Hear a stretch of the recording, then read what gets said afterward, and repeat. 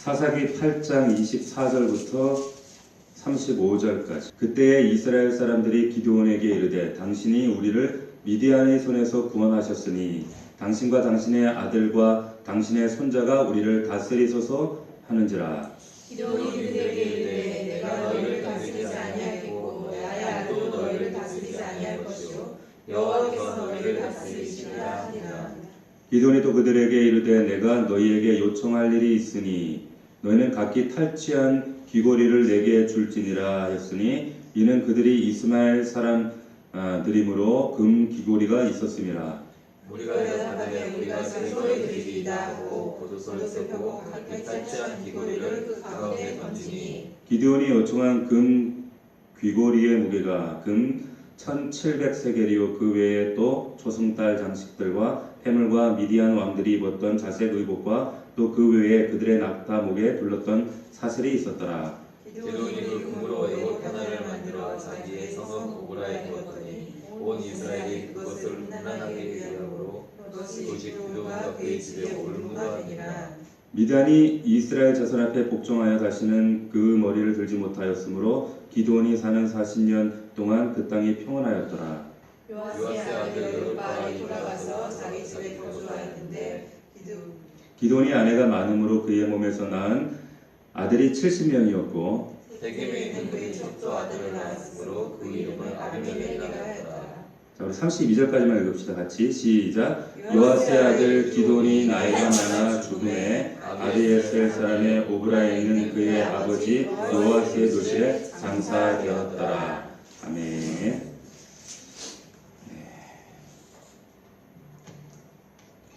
오늘 사사기 강의 16번째 시간입니다.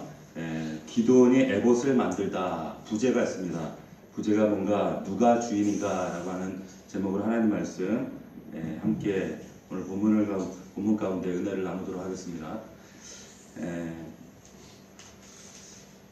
김홍신이라고 하는 유명한 그 문필가가 있습니다. 이분이 쓴 인생 사용 설명서라는 책이 있는데 여기 나오는 이 얘기 소개하고 있는 그 이야기인데 본인이 어떻게 담배를 끊게 되었는가 이제 그런 이야기를 하고 있어요. 뭐라고 하냐면 이 김홍신 씨 자신의 스승이 자기에게 담배를 못 끊고 그 담배 때문에 고생하고 있는 끊으려고 그렇게 해도 못 끊는 그 자신을 보고 이런 얘기를 하더라는 거예요. 뭐라고 하냐면 쥐는 쥐약인 줄 알면 먹지 않는데 사람은 쥐약인 줄 알면서도 먹는 게 사람이다. 근데 그 얘기를 듣는 순간 정신이 번쩍 들더라는 거예요. 쥐는 쥐약인 줄 알면 안 먹는데 사람은 쥐약인 줄 알면서도 먹는다는 거예요. 그러면서 세상을 끌고 가도 시원찮은데 담배한테 끌려가다니 하면서 쯧쯧쯧 하더라는 거예요. 근데 그 얘기를 듣고 이분이 37년 동안 못 끊던 담배를 끊었다는 겁니다. 그러면서 이제 자기가 이제 담배를 끊고 이렇게 살아니까 사람들이 야 어떻게 담배를 끊냐 참 독하다 그런 얘기를 할 때 이제 김홍신 씨가 그런 얘기를 했다는 거예요. 독국물을 삼키는 사람이 독한 사람이지 어떻게 독국물을 버린 사람이 독한 사람이냐 이런 얘기를 했다는 거죠. 내가 담배를 피우는 것 같지만 사실은 담배가 나를 피우는 거죠. 그렇죠? 담배 피우시는 분들이 그런 얘기들 해요. 처음에는 담배를 못 모르고 배우는데 담배를 피다 보면 담배가 자신을 피운다는 거예요. 정말 끊기 어렵죠. 그러니까 담배가 뭐 하나의 신이에요. 신. 못 끊어요. 자, 제가 왜 이런 얘기를 하는가? 오늘 이 기드온이 정말 얼마나 위대한 참 일들을 했습니까? 300용사로 그 수많은 미디안 군사들을 깨뜨리고 그리고 믿음이 뭔지를 정말 보여준. 그래서 우리가 기억하는 많은 인물들 가운데 믿음의 사람들 가운데 기도하면 참 우리 기억 속에 참 좋은 이미지로 남아있는 그런 그 인물이 기드온입니다. 그런데 오늘 말씀을 가만히 들여다보면 인생의 마지막에 이렇게 아름답지가 않습니다. 그리고 과연 기드온이 참 우리가 알고 보아왔던 그 믿음이 진짜 믿음이었나 이렇게 의심이 들 만큼 그 기드온의 마지막에 그 흔적들이 참 너저분해요. 여러 가지 죄악들이 등장합니다. 여기 오늘 말씀해 보면 우리가 읽지는 않았지만 33절 말씀 한번 보시기 바랍니다. 33절 제가 읽어드릴게요. 한번 들어보세요. 기드온이 이미 죽음에 이스라엘 자손이 돌아서서 바알들을 따라가 은행하였으며 또 바알 브릿을 자기들의 신으로 삼고 또 이스라엘 자손이 주의 모든 원수들의 손에서 자기들을 건져내신 여호와 자기들의 하나님을 기억하지 아니하며. 자, 이 말씀은 앞에 사사기가 끊임없이 반복하고 있는 내용들입니다. 사사가 있을 동안에는 하나님을 섬기고 하나님 앞에 바로 서는 것 같은데 사사가 죽은 후에는 여지없이 이들의 죄의 본성들이 그대로 드러나더라는 거예요. 이것이 이스라엘 사사 시대의 백성들의 모습이 아니라 사실은 지금 오늘을 살아가고 있는 저와 여러분들의 모습이라는 거예요. 이만큼 연약한 게 우리입니다. 그런데 오늘 본문에 우리가 또 한 가지 특징은 뭔가 하면 이 기드온이 이 죽기 전의 모습들이 이런 어떤 하나의 이스라엘 모습이 또다시 죄악으로 반복될 수밖에 없는 하나의 예고편들을 보여주고 있더라는 거예요. 과연 이 믿음이 이 기드온의 그 믿음의 흔적들이 진정한 믿음이 맞는가라고 하는 그런 참 의구심이 많이 드는 모습들이 오늘 본문에 등장합니다. 우리가 왜 기드온을 위대한 이 믿음의 신앙인으로 부르는가? 300대 13만 5천 그 미디안 군대를 박살냈다라고 하는 이 사건 이것 때문에 지금 기드온이 위대한 믿음이다 이게 말하고 있는 게 아니라는 겁니다. 이 일은 하나님이 하신 거죠. 절대 기드온이 한 게 아닙니다. 우리 예수 믿는 사람들이 가장 중요한 게 뭐냐? 과거에 내가 뭐 믿음 생활을 10년 했다, 20년 했다, 뭐 과거에 내가 학생 회장이었다, 뭐 여전도 회장이었다. 이게 중요한 것이 아니라 그의 현재가 중요하고 그리고 그가 그 이후에 하나님 앞에 서기 전, 바로 직전 마지막 모습이 어떠했는가? 그걸 보면 진짜 믿음인가 아닌가가 확연하게 드러나게 된다는 거예요. 오늘 말씀이 그걸 말씀하고 있습니다. 오늘 24절 말씀을 보면 이 기드온의 이 신앙이 어떻게 어긋나기 시작했는가라고 하는 것들을 우리가 이해할 수 있는 단초가 되는 말씀이 24절에 등장을 합니다. 24절 한번 보십시오. 자, 24절, 8장 24절을 보면 우리 같이 한번 읽어봅시다. 시작. 기드온이 또 그들에게 이르되 내가 너희에게 요청할 일이 있으니 너희는 각기 탈취한 귀고리를 내게 줄지니라 하였으니 이는 그들이 이스마엘 사람들이로 금 귀고리가 있으라. 이게 무슨 말인가? 자, 이 기드온이 지금 이들에게 요청할 일이 있다. 이게 무슨 말인가 하면 전쟁에서 우리가 지난주까지 나눴던 말씀을 되짚어보면 미디안과의 대전쟁에서 승리를 했잖아요. 그 결과로 얻어지는 많은 전리품이 있었습니다. 그걸 달라는 거예요. 이게 이긴 게 결국 내 덕 아니냐? 그러니 전리품을 달라. 근데 여기 말씀 보니까 그들이 이스마엘 사람이므로 금 귀고리가 있었음이라 이런 말이 있죠. 그들이 이스마엘 사람이었다. 미디안 사람들과 전쟁을 했는데 이게 무슨 말인가? 당시에 요단 동편에 이 유목민들 널리 분포되어 살아있던 사람들을 이스마엘 사람이다 이렇게 다른 말로 지칭을 했습니다. 맞는 말이죠. 근데 이 이스마엘 사람들의 특징이 있는데 특징이 뭐냐? 금 귀고리를 달고 다녔다는 거예요. 귀에 부유했다는 거죠. 가진 것들이 많았다는 겁니다. 기드온이 지금 그 금 귀고리를 자기에게 전리품, 많은 전리품이 있지만 그 금 귀고리를 나에게 보상으로, 전리품으로 달라 이렇게 말씀하고 있는 겁니다. 자, 기드온이 금 귀고리를 요구한 목적이 27절에 나옵니다. 27절 잘 한번 들어보세요. 기드온이 그 금으로 에봇 하나를 만들어 자기의 성읍 오브라에 두었더니 온 이스라엘이 그것을 음란하게 여함으로 그것이 기드온과 그의 집에 올무가 되니라. 이게 무슨 말인가? 자, 금 귀고리를 가지고 에봇을 만들었다는 거예요. 그리고 오브라에 둘 생각으로 에봇을 만들었다는 거예요. 25절에 보니까 백성들이 야, 금 귀고리 다 너희들 전리품으로 가진 것 다 가져와. 그랬더니 25절에 보니까 백성들이 즐거이 드리겠습니다 하고 가지고 옵니다. 이 즐거이 드리겠다는 말은 다른 번역에 보면 확실히 제가 드리겠습니다 이런 말이에요. 기도원이 요청하는 거라면 뭐든지 적극적으로 순종하겠습니다 이런 뜻이에요. 자, 이들이 드린 금 귀고리의 총 무게를 보니까 이들이 얼마나 적극적으로 순종했는가가 나옵니다. 이게 뭐냐면 26절에 금이 자그마치 몇 세겔이에요? 1700세겔. 1700세겔 하면 별로 감이 안 오죠. 자, 이게 킬로그램으로 환산하면 얼마인가 하면 약 19.38kg 금이. 근데 금 귀고리가 커봐야 얼마나 크겠어요. 그죠? 귀에 나는 거니까 기껏해야 몇 그램이잖아요. 그런데 그게 20kg이 금 귀고리만 모인 거예요.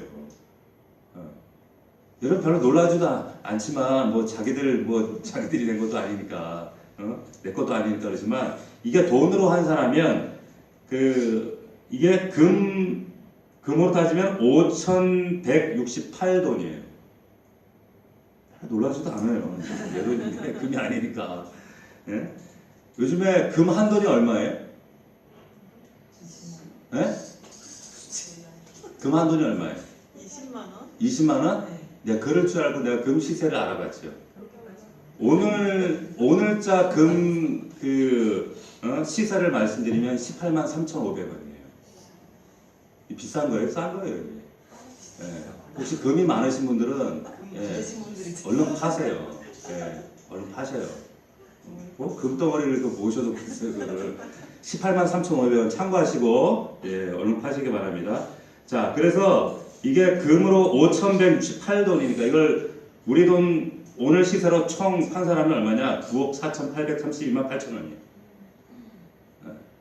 자, 전리품으로 금 귀고리만이에요. 목걸이, 반지 이런 거 빼고 금 귀고리만 바치겠습니다 내놓은 게 지금 10억 원 가까이가 모였다는 겁니다. 절대 신뢰죠. 내놔라. 절대 신뢰로 내놓은 겁니다. 그런데 기드온이 이걸 가지고 뭘 하는가? 그 금으로 에봇을 만들었다는 거예요. 에봇이 뭡니까? 제사장이 입는 옷이에요. 옷이긴 옷인데 이것이 본래 금으로 만들어지는 거 아닙니다. 이것이 정교하게 여러 가지 자색실을 여러 가지 꼬아서 만들어지는 것이 이것이 에봇입니다. 근데 금으로 에봇을 만들었다는 거예요. 좀 납득이 안 되죠. 지금 납득이 안 되는 행동을 시키지도 않았는데 지금 이 기도를 하고 있는 겁니다. 근데 이 에봇이 뭘 하는 거냐? 여기에 보석이 박혀 있어요. 12개 보석이 있고 주머니가 있는데 그 주머니에는 우림과 둠밈이라고 하는 하나님께 뜻을 묻는 보석을 담는 옷이 이 흉패가 달려 있는데 이것이 에봇이에요. 이걸 만들었다는 거예요. 금으로. 상대를 미디안의 그 대적들을 격파하고 그들에게 빼앗은 가장 소중한 귀고리, 금 귀고리를 상징적으로 이거를 실로 만든 것이 아니라 금으로 에봇을 만들었다라고 하는 것. 자, 여기서 기드온의 실수가 뭔가요? 왜 에봇을 만들었을까요? 단지 승리를 기념하기 위해서 이 에봇을 만들었을까? 그럴 수도 있죠. 단순히 그런 의미가 아니라는 거예요. 의도가 있다는 겁니다. 어떤 의미인가? 이 에봇을 가지고 금으로 만든 이 에봇을 가지고 하나님 뜻을 내가 좌지우지 해보겠다는 거예요. 자, 여기에서 아주 작은 실수가 시작됩니다. 제가 앞서 제목에서 누가 왕인가 이런 제목을 부제로 제가 소개했습니다. 이게 지금 기드온이 어떤 실수를 하고 있는가? 지금 자기가 이 에봇을 통해서 금 에봇을 통해서 백성들을 움직이고, 왜냐하면 이 에봇에 하나님 뜻을 구하러 실로에 가고자 했거든요. 백성들이. 근데 이 에봇을 만들어서 어디에 두는가? 자기 고향 오르바에 둬요. 어떤 의도인지 아시겠죠? 여러분, 호사다마라는 말이 있어요. 그게 무슨 말인가? 세상 사람들 말이긴 한데 좋은 일 뒤에 마가 낀다는 거예요. 항상 영적으로 우리가 이것을 이해해서 풀면 항상 좋은 일이 있고 난 이 뒤에는 항상 안 좋은 일이 생겨요. 영적으로 우리가 승리하고 난 뒤에 큰 영적 승리를 경험한 이후에 꼭 사단이 시험을 가지고 옵니다. 영적 승리를 꼭 경험한 이후에 꼭 어떤 이 마귀의 유혹이 집요하게 따라와요. 큰 응답을 누렸을 때, 영적으로 위기를 극복했을 때, 싸움에서 이겼을 때, 그래서 여러분들이 조심하셔야 돼요. 선줄로 생각하는 자는 넘어질까 조심하라. 이것이 영적 원칙입니다. 로마서 11장 20절에도 높은 마음을 품지 말고 도리어 두려워하라 말씀했거든요. 근데 항상 우리가 긴장하고 영적 긴장감을 항상 유지해야 되는데 우리가 그러지 못한다는 거예요. 한순간에 사자가 마귀가 우는 사자처럼 우리를 삼키러 가는데 그 사자의 그 유혹과 도전 앞에 우리가 승리에 도취돼서 승리감에 도취돼서 이런 하나님의 경고를 잃어버리게 된다는 거예요. 잊어버리게 된다는 겁니다. 자, 기드온이 시키지도 않은 에봇을 만들었어요. 왜 스스로 이런 무모한 일을 행하고 자충수를 두는 이유가 뭔가? 오늘 말씀해 보니까 이것이 그의 집에 올무가 되었다는 거예요. 올무가 됩니다. 이 올무가 뭡니까? 걸려서 자기만 죽는 게 아니라 다른 사람들이 다 어려움에 빠뜨리게 하는 게 올무예요. 자, 이 올무에 빠지게 됐다. 이 시키지도 않은 일을 하면서 에봇을 만들었다라고 하는 것이 왜 근본적으로 이것이 하나님 앞에 죄가 되는가 하면, 말씀해 보면 이 에봇은 누가 만듭니까? 성경 말씀 보면 이 에봇은 레위인들이 제사장직을 맡고 있는 레위인들이 짜도록 되어져 있어요. 그러니까 기드온이 주저넘게 자기가 나설 문제가 아니라는 거예요. 말씀을 무시했어요. 어떤 의도든 간에 말씀을 무시했다는 겁니다. 자, 또 에봇을 만들었다면 당연히 이 에봇을 어디에 두어야 하는가? 당시 성막에 있었던 실로에 가져가야 돼요. 그런데 오브라에 두었다 그랬어요. 오브라는 어디입니까? 자기가 하나님을 만나고 자신의 고향이거든요. 앞서 말씀드렸지만 왜 그랬는가? 하나님의 뜻을 물을 수 있는 이 에봇, 이것을 가지고 하나님 뜻을 내가 좌지우지 해보려고 하는 그런 육신의 교만이 있었다는 거예요. 언제든지 하나님을 이용해보겠다는 인간의 욕심. 백성들이 당신이 왕하십시오. 이 큰 전쟁이 이기고 나서 기드온에게 당신이 왕이 되어 주십시오 할 때, 나는 아니야. 겸손한 척 했지만 사실은 그 속에 이미 왕이 되어 있었어요.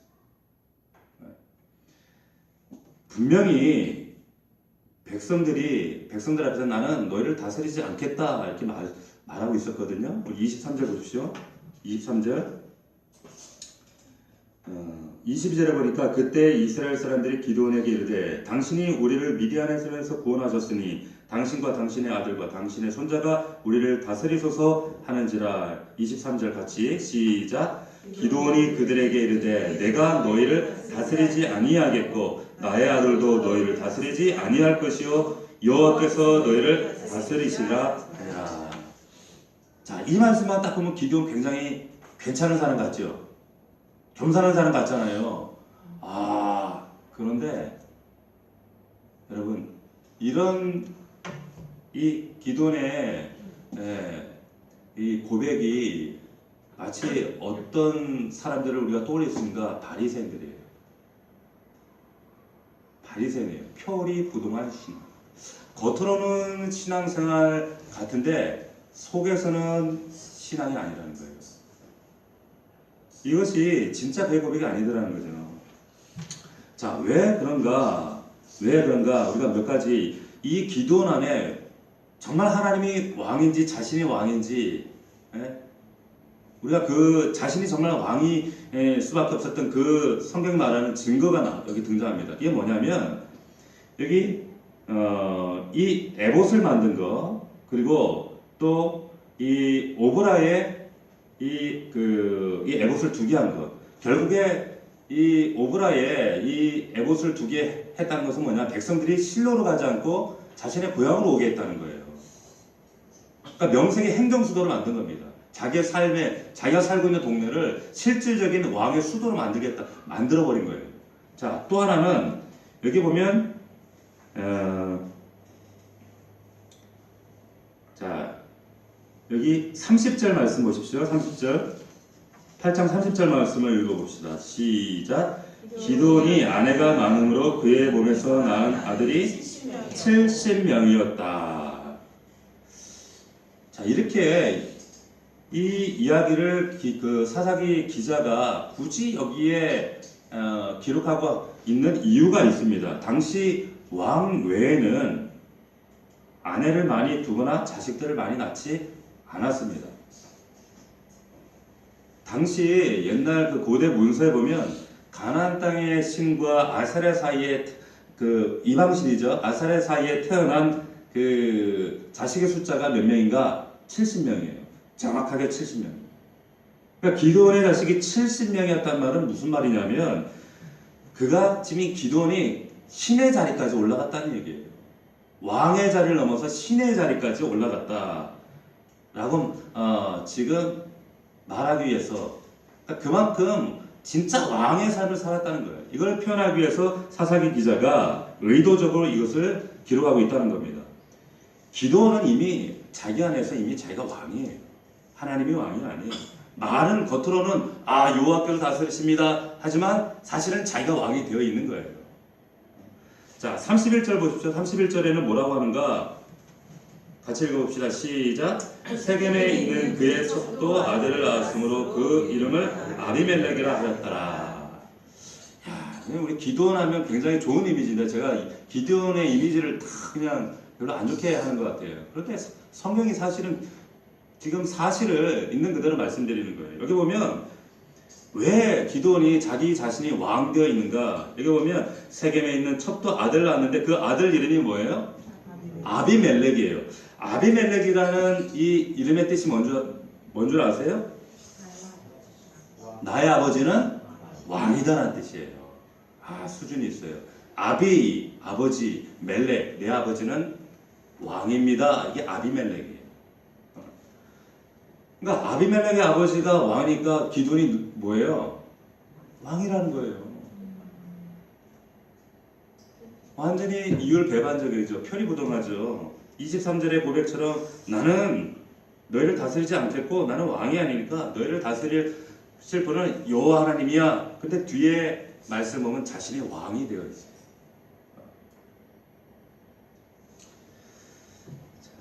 자신이 왕이 아니라고 하지만 실제 삶은 자신이 왕 되어 있고 주인공이 되어 있고 주인이 되어 있다는 겁니다. 다시 말하면 기드온의 신앙 고백과 삶이 표리부동했다는 거예요. 달랐다는 겁니다. 자, 뭘 말씀하고 있는 겁니까? 여러분의 삶 가운데서 정말 하나님이 주인인가 아니면 내가 주인인가 이쯤에서 다시 한번 질문하셔야 된다는 겁니다. 누가 봐도 기드온은 하나님의 음성을 듣고 하나님께 여쭙고 그래서 미디안을 이겼고 그래서 미디안을 정복했고 이 기드온으로 말미암아 40년간 평안이 이루어졌어요. 태평성대가 왔단 말이에요. 그런데 겉으로 볼 때는 위대한 믿음의 사람 같은데 사실 그 성 내용을 보면 자기가 왕이에요. 자기가 주인이더라는 거예요.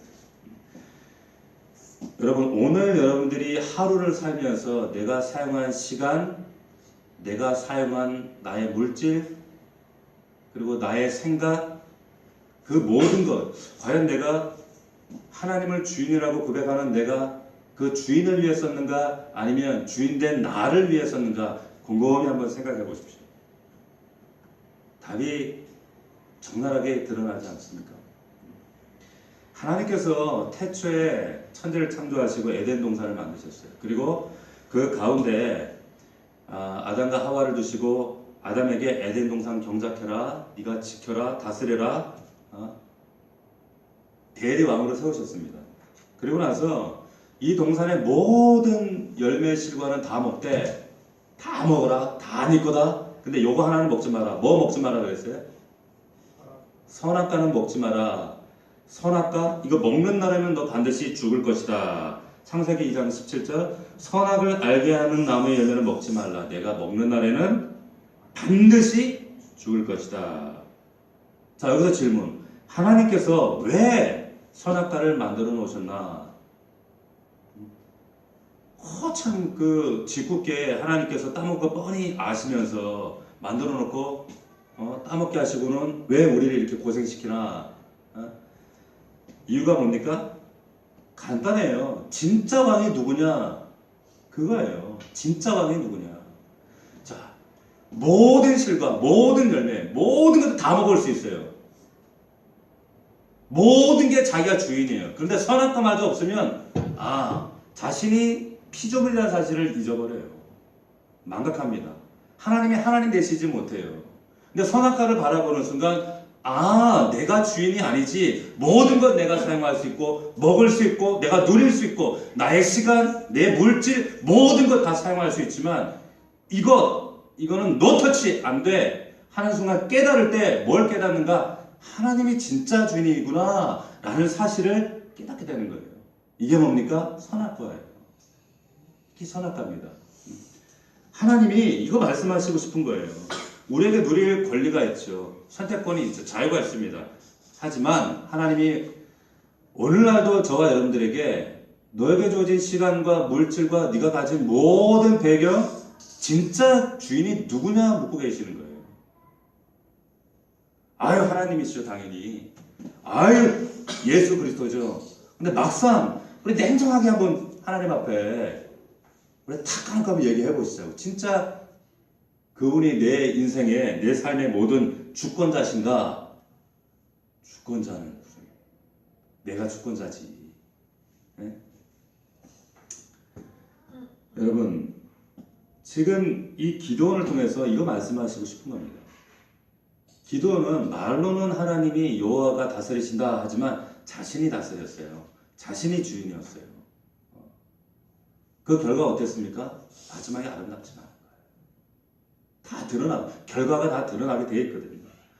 안타깝게도 여러분, 아담 이후의 인간들은 하나님을 떠나게 됐을 때 자기 안에서 어떠한 일들이 이루어진가? 하나님 대신에 자기가 왕이 되어버렸대요.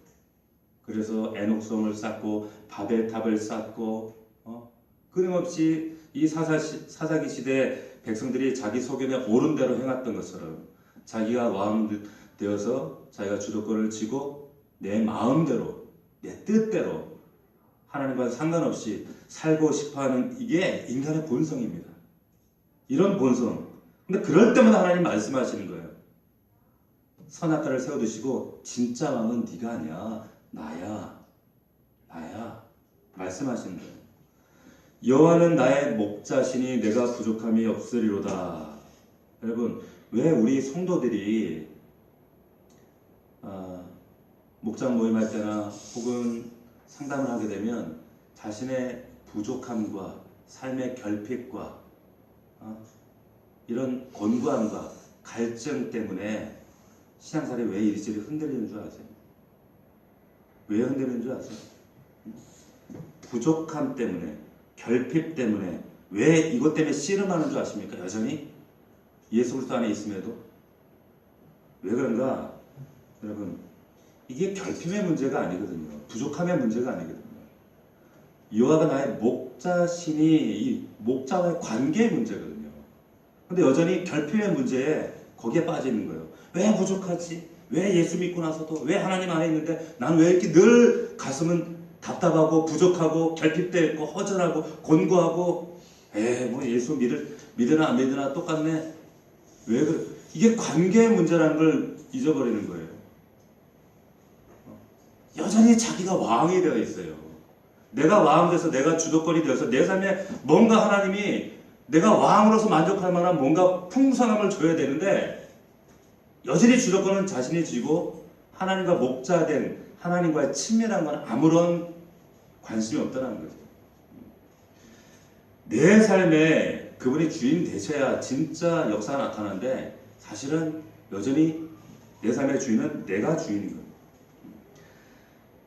참 많은 분들이 그런 얘기들 해요. 야, 예수 믿어도 참 그 양반 보니까 안 변하더라. 참 그런 얘기 많이 하시거든요. 예수 믿어도 뭐 똑같더만 뭐 예수 믿어도 다 자기 성질대로 믿더만 그런 얘기들 하셔요.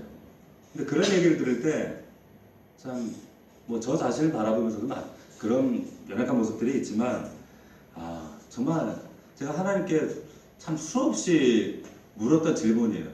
정말 하나님 안 변하나요? 왜 저 성도는 저렇게 안 변하지?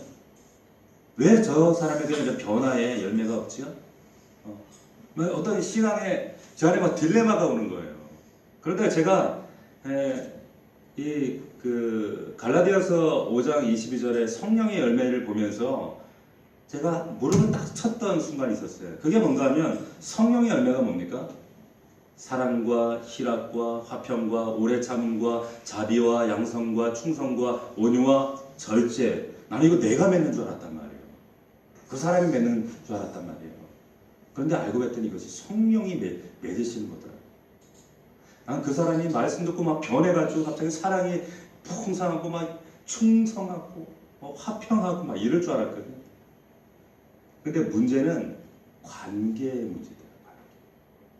정말 하나님, 그 성령 하나님이 그 인생의 주인 되시느냐 못 되시느냐 그 포커스를 놓치니까 자꾸 조바심이 나는 거예요.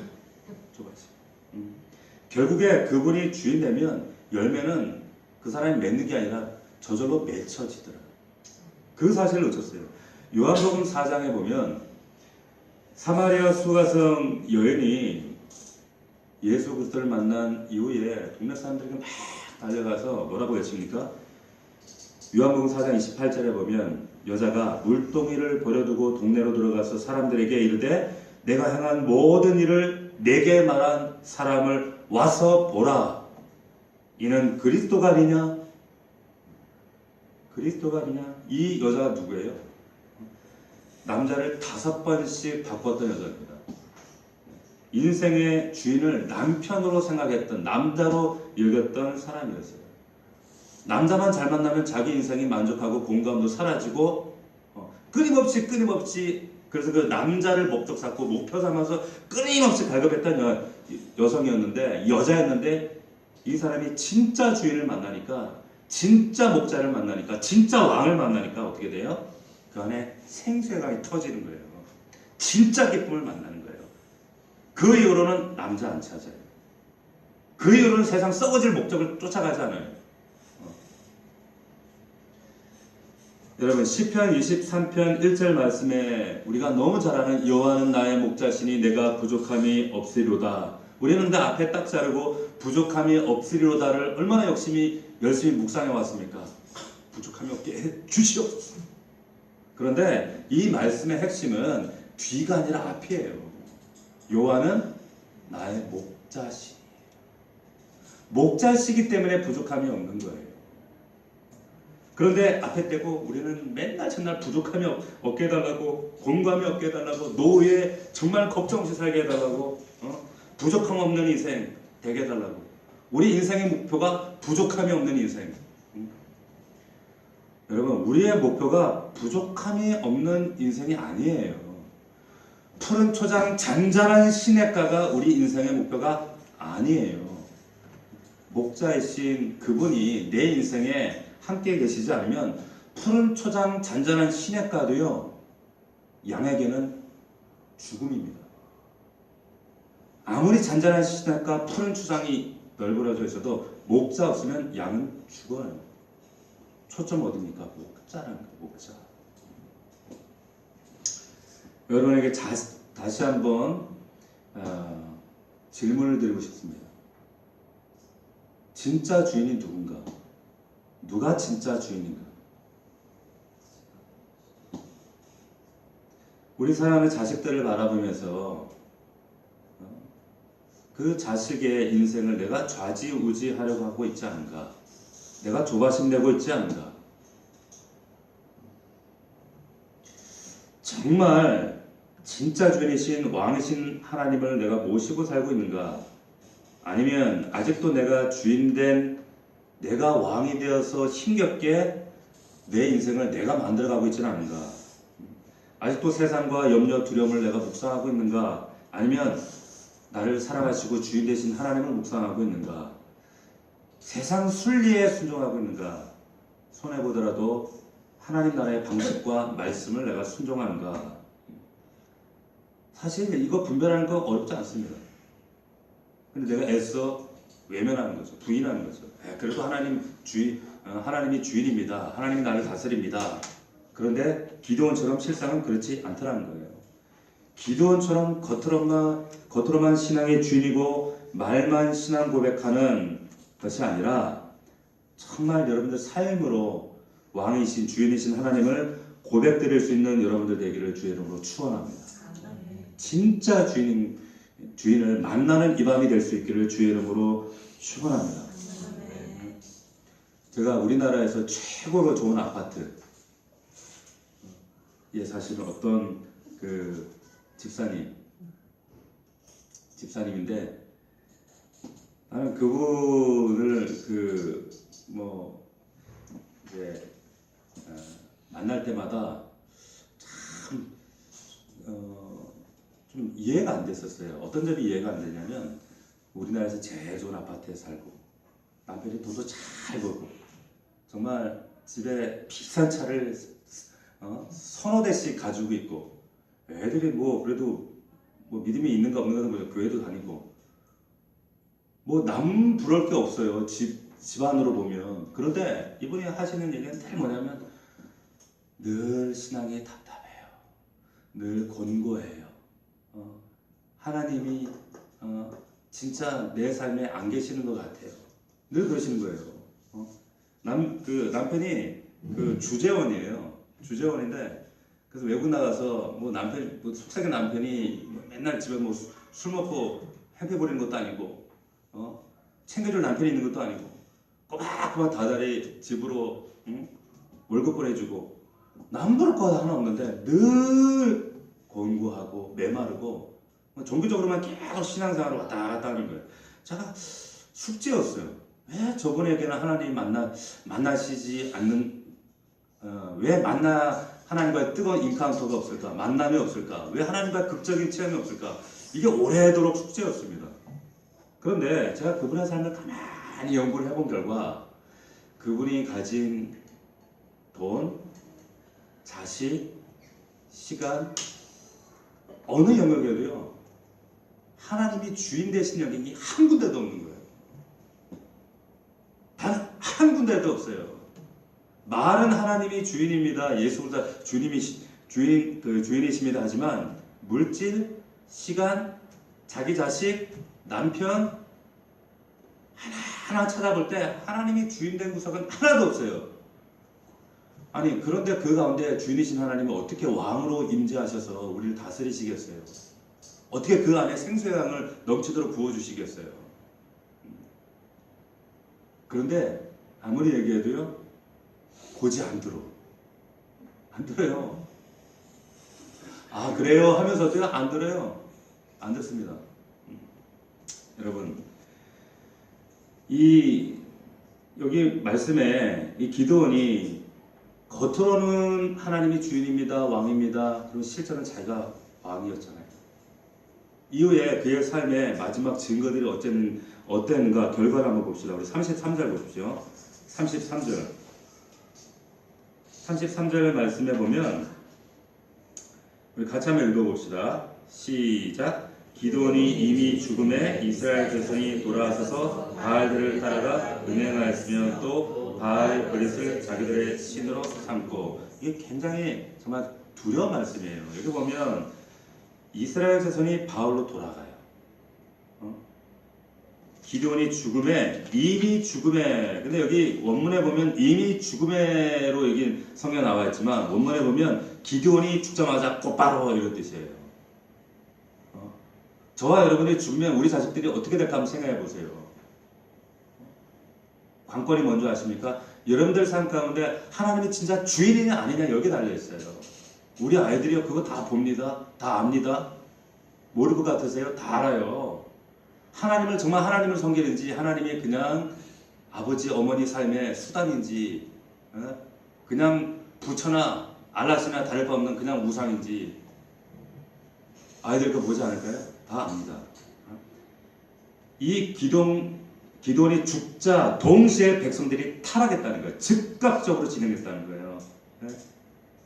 이게 얼마나 두렵고 떨리는 말씀인지 모릅니다. 우리 믿음의 결과가 여러분 우리 당대에서 끝나는 것이 아니라 우리 자손들에게 그 결과의 내용들이 나타난다는 거예요. 두 번째 34절에 보면 여러분 34절 읽어봅시다. 시작. 이스라엘 자손이 주의 모든 원수들의 손에서 자기들을 건져내신 여호와 자기들의 하나님을 기억하지 아니하며 여호와 자기들의 하나님을 기억하지 아니한다는 거예요. 그 놀라운 하나님 미디안을 깨뜨리고 그 놀라운 이적들 많은 기적을 베푸신 하나님을 기억할 수 없는 백성이 됐다는 거예요. 분명히 하나님의 은혜를 체험했는데 삶의 간증도 있었는데 교회도 다녔는데 신앙생활 그렇게 오래대로 했는데 나중에는 기억할 수 없는 백성이 됐다는 거예요. 여기 여호와 자기들 하나님을 기억지 아니하며 강한 부정이거든요. 이게 뭐냐면 하나님을 강하게 부인하게 된다는 거예요.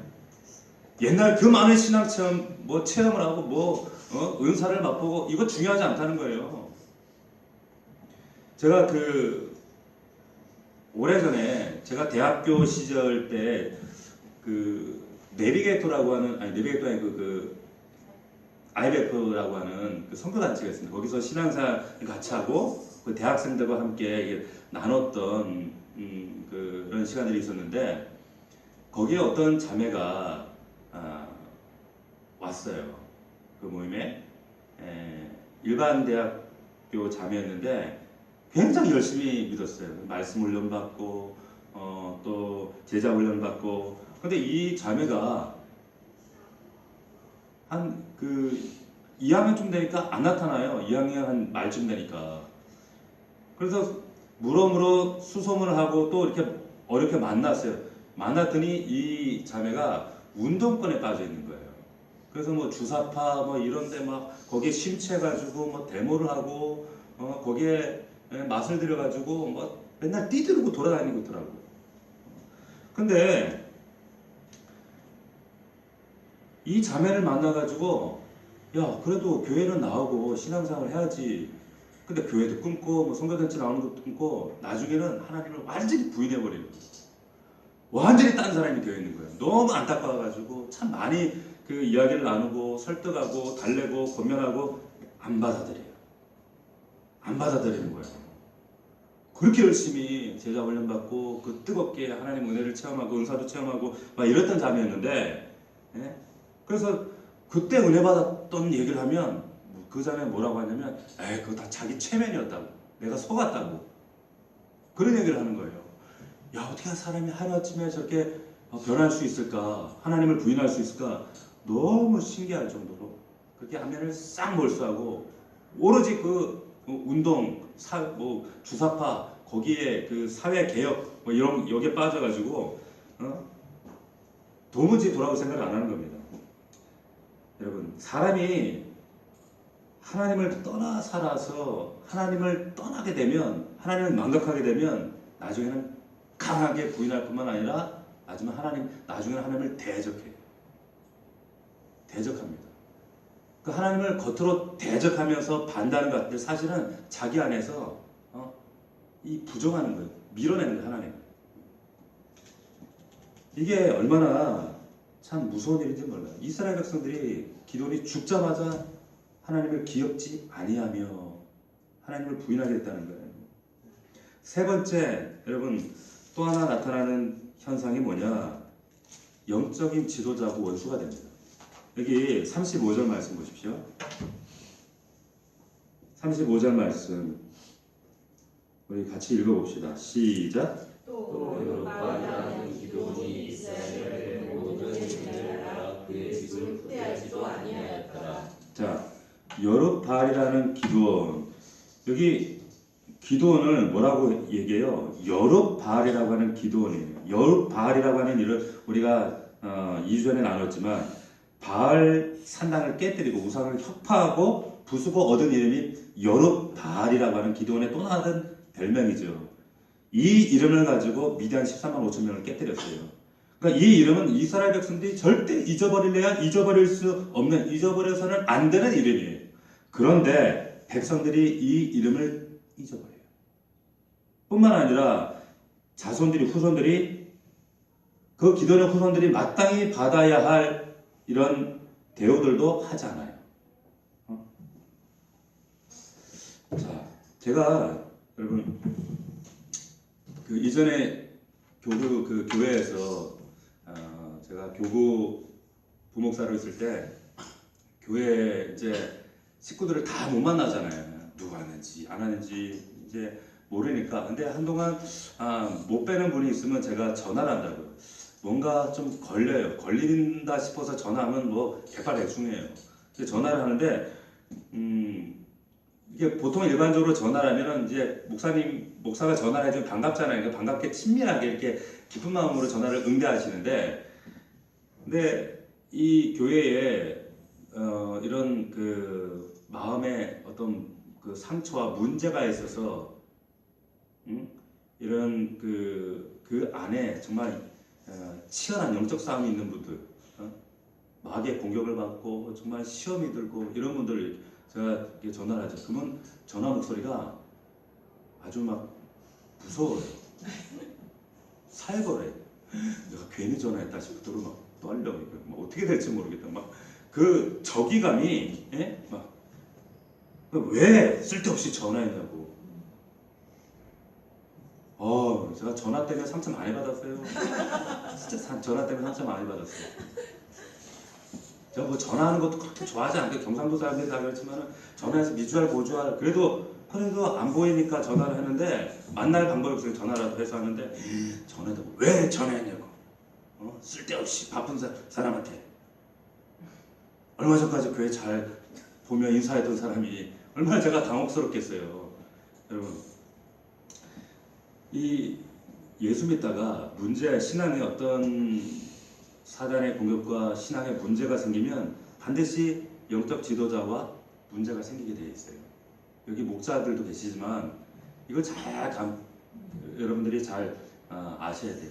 항상 목자가 뭐 싫어서가 아니라, 목자에게 어떤 불만이 있어서가 아니라 그 안에 어떤 영적인 어떤 딜레마가 생기고 시험이 오거나 문제가 생기면 그 안에 하나님이 주인 되셔야 되는데 자기가 주도권을 잡고 있거나 자기가 그 세상 주도권에 빼앗겨서 끌려가고 있다든지 어떤 영적인 문제가 생겼을 때 나타나는 현상에 두드러진 것 중에 하나가 뭐냐, 목자를 자꾸 기피하게 돼요. 목자를 기피해요. 저희 목자를 밀어내요. 그런 현상이 꼭 생깁니다. 꼭 지도자 어떤 문제도 아닌데 괜히 문제를 만들고 시비를 만들고 이런 경우가 생겨요. 여러분, 이게 왜 그런가? 그 근본 원인들을 다 거슬러서 우리가 면밀히 조사해 보면 다 주제권의 문제예요. 하나님이 예수 그리스도가 내 삶의 진짜 주인인가 아닌가? 여러분, 기드온이 겉으로는 여호와를 섬깁니다. 여호와가 왕입니다. 그분이 섬겨야지 내가 왕이 될 수 없지요. 하지만 그러나 실제로는 자기가 왕 되고자 했던 그 욕망으로 가득 차서 지금 행해왔던 이 모든 일련의 사건들, 이 사건들이 지금 기드온의 실체를 좀 보여주잖아요. 실상을 보여주잖아요. 기드온의 이야기가 아니라 우리 얘기가 될 수 있다는 거예요. 주야 주여 하지만 실제로 우리의 삶 가운데 하나님으로서 왕 되시거나 주인 되시지 못하면 우리도 결과적으로 이러한 일들을 겪을 수밖에 없다는 겁니다. 말씀을 정리하겠습니다. 표리부동하는 신앙 되시나? 우리의 신앙이 입술로만 어떤 말로만 하는 그런 신앙이 아니라 삶으로 여러분의 믿음의 역사가, 믿음의 증거들이 간증되실 수 있기를 주의 이름으로 축원합니다. 여전히 내가 주인인가 아니면 하나님이 주인이신가? 내 가정, 내 일터, 그리고 내 자식, 이 모든 것, 정말 이 모든 삶 가운데 하나님이 진짜 주인인가 아닌가 모르나요? 아니요. 분명히 압니다. 분명히 알 수 있습니다. 진짜 우리 예수 그리스도 하나님이 주인 될 수 있기를 주의 이름으로 축원합니다. 하루 24시간 여러분 모든 시간이 하나님 거예요. 믿습니까? 모든 시간이 하나님 거예요. 큐티 왜 합니까? 이 모든 시간에 하나님이 주인 되심을 선포하는 것이 큐티예요. 그리고 기도예요. 그리고 예배예요. 그런데 아유 나 바빠서 못해요. 이것도 하나님 주인 되심을 우리가 부정하는 거예요. 부인하는 겁니다. 마음에 여유가 없어서 기도 못합니다. 여유가 없기 때문에 하나님을 밀어내는 거예요. 주인 되심을 부정하는 겁니다. 나의 생각, 여러분 이 생각 뇌 버려 가지고 내가 생각하고 내가 고민하지? 아니요. 이 생각도 그래서 너의 염려 근심을 하나님께 맡기라고 하는 거예요. 이 생각도 주인은 이 한 녀석밖에 되지 않는 이 머리 안에서 이루어지는 모든 사건을 다스리시는 분도 하나님이세요. 이 생각도 그분 앞에 내어드릴 수 있는 여러분들 되기를 축복합니다. 내 자식 아니에요. 하나님 자식이에요.